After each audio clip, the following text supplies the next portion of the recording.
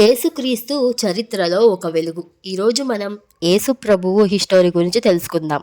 2000 సంవత్సరాల క్రితం రోమా సామ్రాజ్యం పాలనలో ఉన్న పలస్తీ ప్రాంతంలో ఒక చిన్న గ్రామం బెత్లెహేములో మానవ చరిత్రను మార్చిన ఒక శిశువు జన్మించాడు.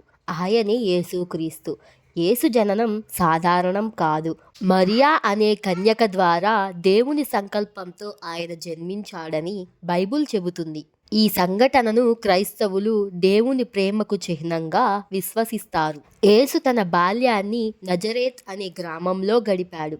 ఆయన తండ్రి యేసేపు వృత్తిగా ఒక వడ్రంగి. యేసు కూడా సాధారణ జీవితం గడిపారు. కానీ ఆయన మాటలు, ఆలోచనలు అసాధారణమైనవి. సుమారు 30 ఏండ్ల వయసులో యేసు ప్రజల మధ్య బోధించడం ప్రారంభించాడు. ప్రేమ, క్షమ, వినయం మరియు దేవుని రాజ్యం అనేవి ఆయన సందేశాల సారాంశం. నీ పొరుగువానిని నీలా ప్రేమించు అనే బోధ అప్పట్లోనే కాదు, నేటికి మానవాళికి మార్గదర్శకంగా నిలుస్తోంది. యేసు అనేక అద్భుతాలు చేశాడని గ్రంథాలు చెబుతాయి. రోగులను స్వస్థపరిచాడు, బాధలో ఉన్న వారికి ఆశ ఇచ్చాడు, పాపులతో కూడా కరుణగా వ్యవహరించాడు.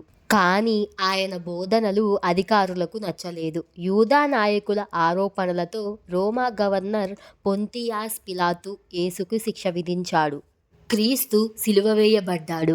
ఆ రోజు చరిత్రలో ఒక విషాద దినం. కానీ అదే రోజు ఆశకు ప్రారంభం కూడా.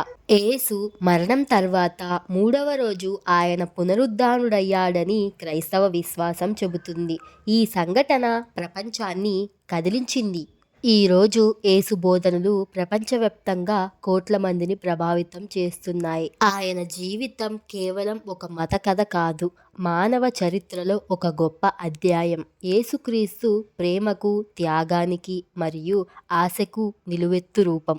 ఈ వీడియో ఎలా అనిపించిందో కామెంట్ బాక్స్లో కామెంట్ చేయండి. అట్లనే వీడియోకి ఒక చిన్న లైక్ చేసి ఛానల్ని సబ్స్క్రైబ్ చేసుకోండి. ఇలాంటి మంచి కంటెంట్ కోసం. Belated happy Christmas.